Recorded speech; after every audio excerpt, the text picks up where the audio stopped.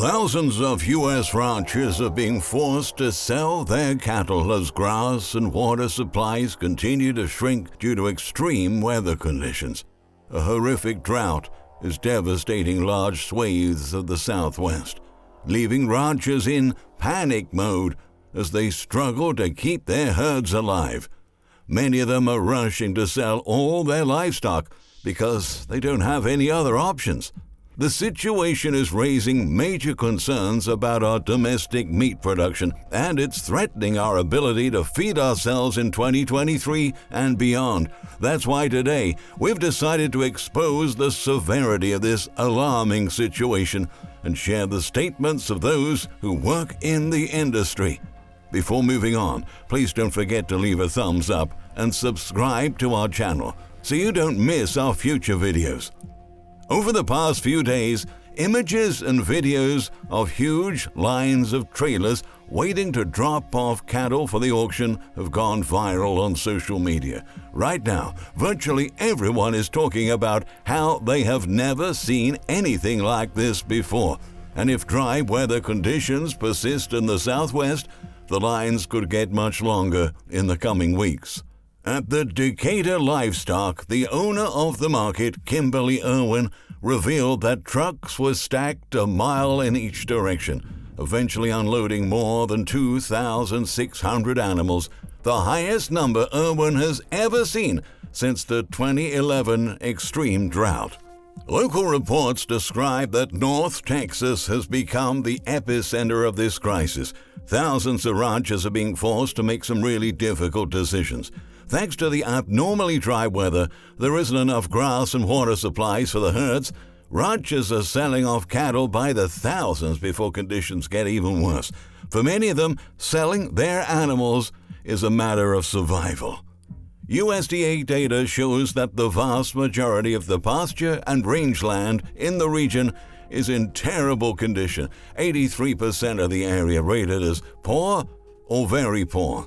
Moreover, the report noted that grass has stopped growing with no rain and 100-degree temperatures. Grasshoppers have been destroying what's available in some counties.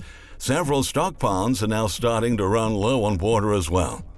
Typically, when extreme weather starts affecting cattle feed, ranchers usually give them hay instead, but that's not something they can afford to do anymore. Prices of hay have shot up 56% over the past year, according to a June report from the Federal Reserve Bank of Kansas City. Cattle producers are estimated to have lost money in the past 2 months, according to a cost and return analysis from Iowa State University. In other words, even if they can find hay for sale, it has become so expensive that it is simply not economical. Bridgeport rancher Jared Mountford is one of the thousands who's had to sell his cattle due to the high costs to keep them fed. He said, "It's gonna hurt, and it's gonna hurt bad. It's a strain, and sometimes you have to sell some cattle to keep a few. Others are deciding to sell their entire herds because they ran out of options."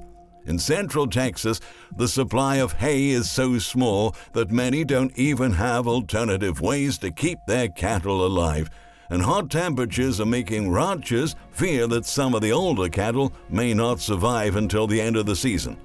Some of these ranchers are just totally out of grass, totally out of water.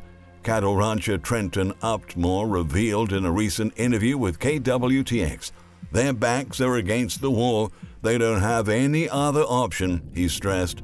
According to Bloomberg, this means that in the short term, a flood of beef will come into the supply chain. But in the long term, next year's meat supply will be compromised by a shortage of cattle.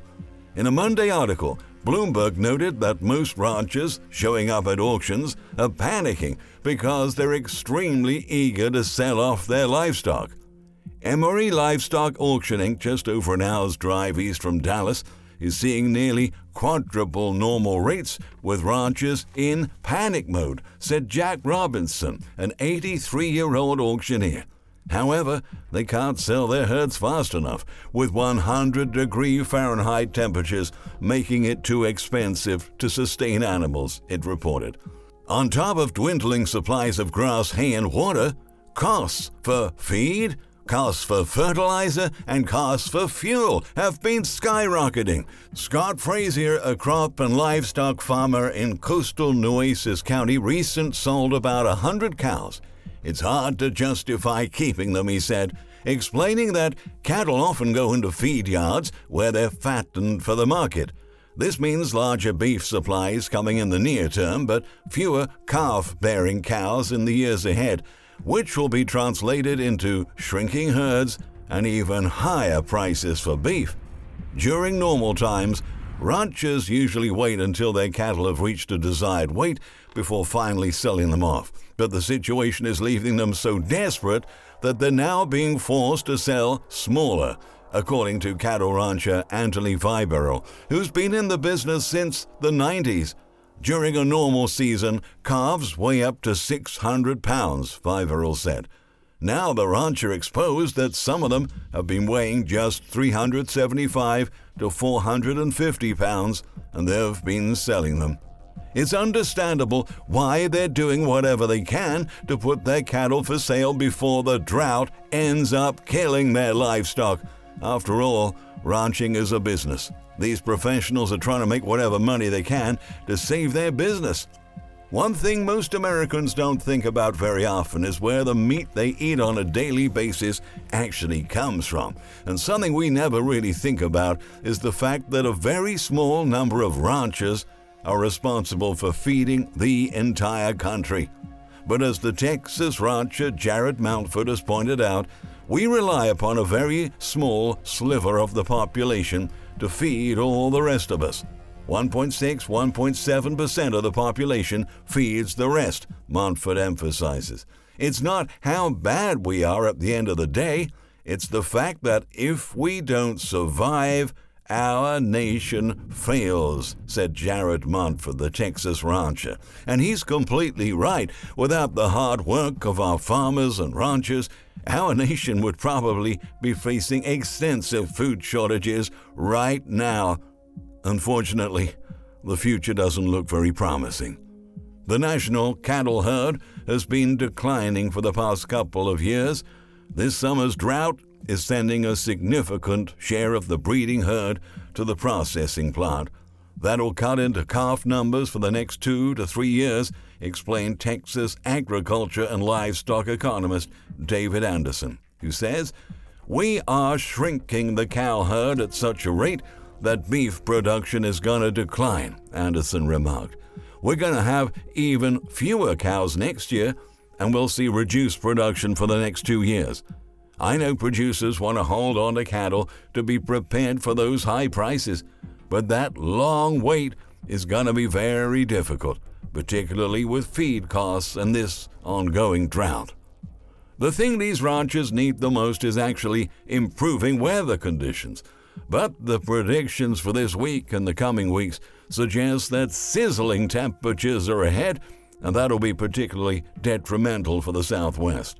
Last weekend, more than 85 million Americans were under heat warnings or advisories, with officials across the country urging people to take precautions when outdoors.